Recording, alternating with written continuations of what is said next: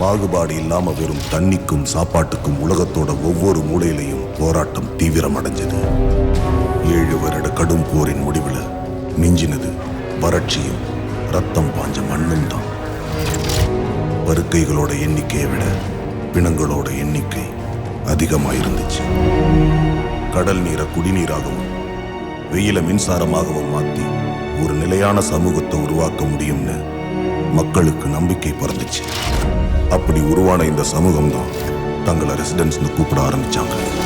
கடற்கரை ஓரத்தில் 500 அடி நிலத்துக்கு ஒரு பெரிய செவரு எழுப்பி மிச்சம் இருக்கிற சாப்பாடு தண்ணி எல்லாம் சேகரிச்ச இந்த ரெசிடென்ட்ஸ் திறமையும் செல்வாக்கும் இருக்கிறவங்கள மட்டும் செவத்துக்கு உள்ளேயும் மற்றவங்களை வெறும் பொய்யான வாக்குறுதியோட வெளியவும் வச்சு தங்களோட சமூகத்தை கட்டமைச்சாங்க.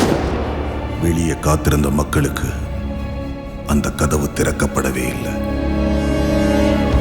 ஒதுக்கப்பட்ட மக்களோட நீதிக்காக போராட ஒரு கூட்டம் முன் வந்தாங்க.